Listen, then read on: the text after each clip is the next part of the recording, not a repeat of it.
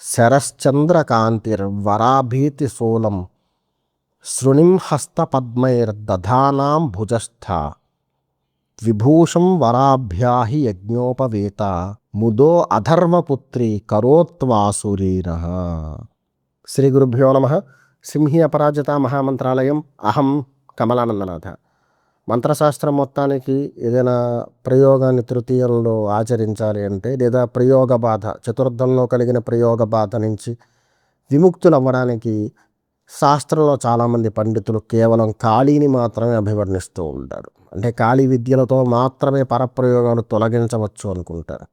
దానితో సమానమైనటువంటి ఫలితం కలిగింది, సులభంగా ఎవరైనా ప్రసన్నం చేసుకోదగినటువంటి విద్యారాజం గురించి ఈరోజు మీకు తెలియజేయబోతున్నాను. ఈ విద్య చాలా తీవ్రమైంది. సాధారణంగా అఘోర విద్యల గురించి మనం విన్నప్పుడు ఇలాంటి విద్యలు ఉంటాయా అనిపిస్తూ ఉంటుంది కదా. ఈ అసురీ విద్య కూడా అంతే. అసురీ విద్యల్లో తీవ్రతరమైన ప్రభావం కలిగిన అసురీ దుర్గ ఈ సాధనా విధానాన్ని ఈరోజు మీకు తెలియజేస్తాను. ఇది గురుముఖంగా అభ్యసించాల్సిన విద్య. ఎందుకంటే అతి గంభీరమైనటువంటి రూపం, అత్యంత తీవ్రమైన ప్రభావం. శత్రునామాన్ని మనస్సులో తలుస్తూనే ఉంటే అవతల వాళ్ళకి దాని యొక్క ప్రభావాన్ని చూపించేసేటువంటి విద్య. ప్రభావాన్ని మాత్రమే చూపిస్తుందని చెప్పాను నేను, ఏదో చేస్తుందని కాదు. అది కేవలం ప్రయోగాల్లోనే ఉంటుంది. అసురీ విద్య అఘోర విద్య కన్నా తీవ్రమైంది. అందున దుర్గా విద్య, అసురీ దుర్గా అనేటువంటి దాని యొక్క తీవ్రత అనన్య సామాన్యమైనది. బ్రహ్మాస్త్ర సమానంగా బ్రహ్మాస్త్రాన్ని సృష్టించడానికి యుద్ధంలో ఈ విద్యను ఉపయోగిస్తారు. పరప్రయోగ బాధలు, తీవ్రమైన ప్రయోగ బాధలు, శత్రు బాధ, ఈ ప్రత్యేకంగా బంధువర్గం నుంచి ఇతరుల నుంచి ప్రాప్తించేటువంటి ఘోషలు, కుటుంబ బలహీనతలు, అస్థిరత్వం, వీటన్నిటినీ కూడా తొలగిస్తుంది. ఒక వ్యక్తిని ముఖాముఖి ఎదుర్కోలేనటువంటి సందర్భంలో చాలామంది తాంత్రిక ప్రపంచంలోకి ప్రవేశించి ఏదేదో విద్యలు అభ్యసించి ప్రయోగాలు చేద్దాం అనుకుంటూ ఉంటారు. అసలు అంతటి స్థాయికి వెళ్ళనవసరం లేకుండా అవతల శత్రువు ఎవరైతే ఉంటారో వాళ్ళ తత్వాన్ని మార్చేటువంటి విద్య కింద, ఒకవేళ మాట వినకపోతే ఎక్కడ దాకా తీసుకెళ్లాలో అక్కడ దాకా తీసుకెళ్లేటువంటి విద్యారాజం కింద అసురీ దుర్గను అభివర్ణించడం జరుగుతుంది. ఈ సాధన 6 మాసాలు అంటే 180 రోజులు పైబడి చేయాల్సి ఉంటుంది. సూర్యాస్తమనం తర్వాత చేయదగినటువంటి విద్య. ఎందుకంటే అసురీ విద్య కదా, ఉదయ భాగంలో ప్రత్యేకమైన ప్రాధాన్యత ఏమీ ఉండదు. దీపారాధన వెలిగించి నైవేద్యం పట్టడమే, అంతా సూర్యాస్తమనం తర్వాతే ఉంటుంది. రాత్రి 9 తర్వాత చేసేటువంటి జపానికి మాత్రం అతి తీవ్రమైనటువంటి ఫలితాన్ని, ప్రభావాన్ని వసగుతుందన్నమాట. రోజుకి కనీసం 3 ముహూర్త కాలాల కన్నా పైబడి ఈ జప నిర్వర్తన చేయాల్సి ఉంటుంది. ఈ జపం రాత్రి భాగంలో చెప్పబడింది కదా. చాలామంది సాధకులు రాత్రి 9 నుంచి 3 ముహూర్త కాలాలంటే సుమారు 3 గంటల సేపు 12 వరకు కూడా ఈ యొక్క విధానాన్ని, సాధన జపాన్ని నిర్వర్తించి రాత్రి అర్ధరాత్రి సమయంలో బలిప్రదానాన్ని చేస్తారు. అది కూడా నివేదిత పదార్థమే బలిప్రదానం. ప్రత్యేకంగా ఇతరమైన బలిప్రదానాల గురించి కూడా ఇప్పుడు ప్రస్తావిస్తాను. ఈ జపాన్ని మీ ఇంట్లో ప్రత్యేకంగా ఒక గది దేవతార్చన కోసం లేదా ఈ సాధన కోసం నేను కేటాయించగలను అనుకుంటే కనుక గృహంలో చేసుకోవచ్చు, లేదా ఏదైనా దుర్గాలయాల్లో చేయొచ్చు. కానీ రాత్రిపూట వెళ్ళి బయట ఆలయాల్లో కూర్చొని జపం చేస్తారంటే ఒప్పుకోరు. కాబట్టి గృహంలో ఓ గదిని సిద్ధపరచుకుని అందులో ఈ సాధనకి ఉపక్రమించవచ్చు అన్నమాట. ఉదయ భాగంలో జపం చేసేటువంటి వారు ఎరుపు రంగు వస్త్రాలు ధరిస్తారు. రాత్రి భాగంలో జపం చేసేటువంటి వారు నీలిరంగు వస్త్రాలు ధరిస్తారు. ఈ సాధన చేసేటువంటి వాళ్ళు ఖచ్చితంగా బ్రహ్మచర్య వ్రత నియమాన్ని పాటించాల్సి ఉంటుంది. సాత్వికమైన పదార్థాలు స్వీకరించాలి. అపరాహ్నంలో శుద్ధ పదార్థాలు అంటే సాత్వికమైన పదార్థాలు స్వీకరిస్తూ రాత్రి జపం అంతా పూర్తయిన తర్వాత ఇక్కడ నివేదనలు చెప్పబడతాయి. ఆ నైవేద్యాన్ని మాత్రమే గ్రహించడానికి ఉంటుంది. అంటే మధ్యాహ్నం భోజనం చేయొచ్చు.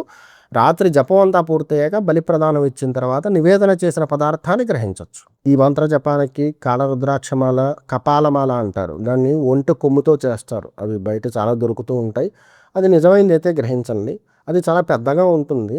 30 పూసలు, చాలా పొడవైన దండ వస్తుంది అనమాట. 33 పూసలు వస్తాయి దాంట్లో.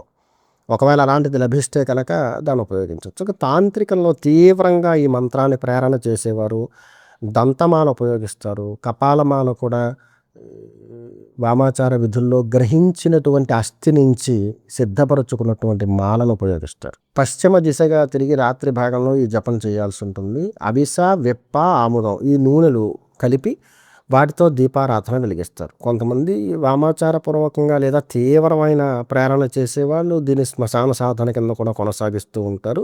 ఇప్పుడు నేను చెబుతున్న విధానం గృహంలో ఆచరించుకునేదనమాట. దాని పద్ధతులు మళ్ళీ వేరుగా ఉంటాయి. సాధకుడు సూర్యాస్తమనం తర్వాత తానే స్వయంగా ఆవ కలిపిన అన్నం అనమాట, దాన్ని పెరుగన్నం, దద్దోజనం వీటిని సిద్ధపరచుకుని వీటిని నివేదన చేసి దాంట్లోంచి కొంత భాగాన్ని బలిప్రదానంగా ఉపయోగించి మిగిలిన దాన్ని రాత్రి భాగంలో స్వీకరించవచ్చు. ఆవ కలిపిన అన్నాన్ని స్వీకరించడానికి ఇబ్బంది అయితే కనుక పెరుగన్నాన్ని గ్రహించవచ్చు. కాకపోతే రాత్రి భాగంలో సాధన చేసిన తర్వాత ఎంతో కొంత ఈ ఆవ అన్నాన్ని తినడం వల్ల ఆ తీవ్రమైనటువంటి చెప్పానుగా, యుద్ధం చేయడానికి వెళ్ళేటప్పుడు ఆ సైనికుడు ఎలా ఉండాలంటే కోపంతో రగిపోవాలంటాడు కదా, అలాంటి లక్షణాన్ని ఆవ అన్నం స్వీకరించడం వల్ల సాధకుడికి ప్రాప్తిస్తుంది అనమాట. అలాంటి లక్షణం ప్రాప్తిస్తుంది. అయితే దాన్ని కొనసాగించకూడదు సుమా. జప నిర్వర్తన చేసే సమయంలో మాత్రమే తన స్వభావం అలా ఉండాలి. అందుకే జపం పూర్తయిన తర్వాత దాన్ని గ్రహించండి అని చెప్పారు. నిజ జీవితంలో మళ్ళీ ఉదయం లేచిన తర్వాత ఆ వ్యక్తి స్వభావం అలా కోపావేశంతో కూడుకున్నదే ఉండకూడదు. జపం పూర్తయిన తర్వాత ప్రతిరోజు నైవేద్యం పెట్టిన పదార్థాల్లో శేషం, దాంతోపాటుగా 9 నిమ్మకాయలు, శక్తి కలిగిన వాళ్ళు ప్రతిరోజు తెల్ల గుమ్మడికాయ ఇవ్వచ్చు. లేకపోతే కనీసం శుక్రవారం రోజునైనా తెల్ల గుమ్మడికాయని బలిప్రదానంగా ఇవ్వాలి. తెల్ల గుమ్మడికాయ ఇచ్చిన వెంటనే నారికేళాన్ని, ఒక కొబ్బరికాయ కూడా కొట్టి దాన్ని కూడా బలిప్రదానంగా సమర్పించవచ్చు. ఈ సాధన రాత్రి భాగానికి ఎక్కువ ప్రాధాన్యత ఇస్తుంది. ఉదయ భాగంలో కూడా చేయొచ్చు. కానీ రాత్రి ప్రాప్తించినటువంటి పటుత్వం ఉదయం ఆశించకండి. ఇక అమ్మవారికి సంబంధించిన యంత్రాన్ని స్థాపించుకుని అమ్మవారిని ప్రత్యక్షంగా దుర్గాస్వరూపంగా భావిస్తూ, తీవ్రమైన దుర్గాస్వరూపంగా భావిస్తూ ఆరాధన కొనసాగించవచ్చు.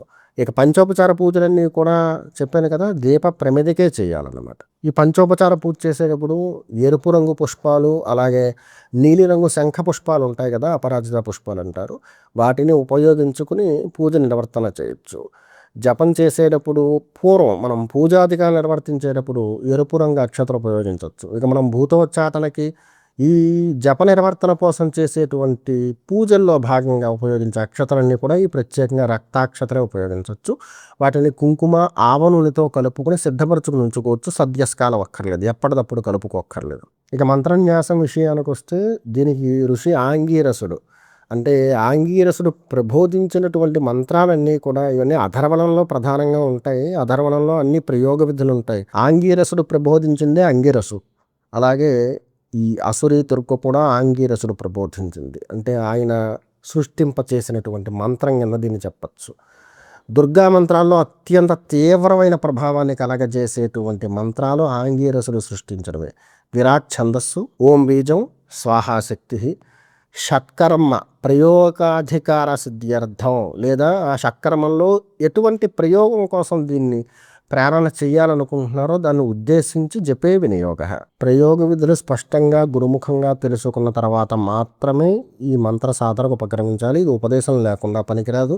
గురుముఖంగా గ్రహించిన వారు ఎవరైతే ఉన్నారో వాళ్ళకి లోతైన వివరం కోసం, వాళ్ళకి తెలియడం కోసం ఈ కార్యక్రమాన్ని సిద్ధపరచడం జరిగింది. ఇక మంత్రం ఓం కటుకే పత్రే సుభగే అసురి రక్తే రక్తవాససే అధర్వణస్య దుహితే అఘోరే అఘోర కర్మకారికే అముకస్య గతిం దహదహ ఉపవిష్టస్య గుదందహదహ సుప్తస్య మనోదహదహ ప్రబుద్ధస్య హృదయం దహదహ హలహల పచపచ తావత్ దహతావత్ పచ యావన్మే వసమానయ హుంఫట్ స్వాహ. శత్రువుని ఎన్ని రకాలుగా చంపకూడదో అన్ని రకాలుగా చంపే మంత్రం కింద దీన్ని అభివర్ణిస్తారు. వాడి శరీరంలో ఏ అవయవాలు కోల్పోవాలో అవన్నీ కూడా మంత్రంలో ఉంటాయి. చాలా తీవ్రమైన మంత్రం. గురువు లేకుండా సాధన చేసే ప్రయత్నం చేయకండి.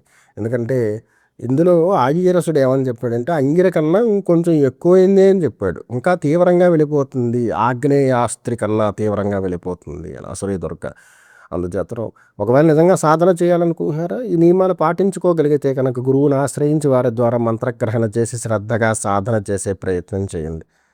ఈ మంత్రాన్ని ఉపదేశం లేకుండా ప్రేరణ చేసి ఇతరుల మీద ప్రయోగించడానికి ప్రయత్నం చేస్తే మాత్రం అది వికటించిందా, ఈ ప్రయోగానికి ఎవరైతే ఉపక్రమించాడో వాడిని పూర్తిగా నిర్వీర్యం చేసేస్తుంది. ఇంకా జీవితంలో ఆ వ్యక్తి నేను పూర్వం ఇలా ఉండేవాడిని అనే భావనకు తప్పించి అతగాడు భవిష్యత్తులో ఏ రకమైనటువంటి స్థాయిని పొందలేడనమాట. అంత నిర్వీర్యం చేసేస్తుంది. ఈ మంత్రానికి కరన్యాస అంగన్యాసాలు చెప్పలేదు కదా, ఇప్పుడు తెలియజేస్తున్నాను. ఓం కటుకే పత్రే హుం ఫట స్వాహ, సుభగే అసురి హుం ఫట స్వాహ, రక్తే రక్తవాససే హుం ఫట స్వాహ, అధర్వణస్య దుహితే హుం ఫట స్వాహ, అఘోర కర్మకారికే హుం ఫట స్వాహ, అముకస్య గతిం దహదః, ఉపవిష్టస్య గుదం దహదః, సుప్తస్య మనోదహదః, హనహన పచపచ తావత్ దహ తావత్ పచ యావన్మే వసమానయ హుంఫట స్వాహ. ఇక్కడ అముకస్య అన్నప్పుడు శత్రువు యొక్క నామాన్ని ఇందులో చేర్చాల్సి ఉంటుంది. కానీ అంగన్యాస కరన్యాసాలు చేసేటప్పుడు మాత్రం అముకస్య నుంచి మంత్రాంతం వరకు నేను ఏదైతే భేదించానో అవన్నీ కూడా 5 వస్తాయి. ఆ రోజు అముకస్య నుంచి మంత్రాంతం వరకు వస్తుంది. ఇలా అనుసంధానం చేస్తూ ఇలా వినియోగిస్తూ హుంఫట్ దీన్ని అనుసంధానం చేసి కరన్యాస అంగన్యాసాలు చేయాల్సి ఉంటుంది. ఈ మంత్రాన్ని ఖచ్చితంగా గురుముఖంగా గ్రహించాలి. కాకపోతే చేసేటువంటి సాధనలో తప్పిదాలు రాకుండా ఉండడం కోసం ఈ రోజున ఇంత తీవ్రమైన మంత్రాన్ని బయటపెట్టడం జరిగింది. అయితే గుర్తుపెట్టుకోండి, గురుముఖంగా చెప్పుకున్నప్పుడు ప్రయోగ విధులు తెలుస్తాయి. ప్రయోగ విధి తెలియకుండా ప్రత్యేకంగా ఈ మంత్రాన్ని ఉపయోగించి ఎవరైనా ప్రయోగం చేస్తే వాళ్ళు వాళ్ళ వైభవాన్ని మొత్తం కోల్పోతారు. శత్రువుని బలహీనపరచడం పక్కన పెడితే వాళ్ళ వైభవం కోల్పోతారు. అందుకే గురువుని ఆశ్రయించి గురువు ద్వారా మంత్రగ్రహణ చేసి మంత్ర సాధనకు ఉపక్రమించండి. సర్వే జనా సుఖినో భవంతు. అహం కమలానందనాథ.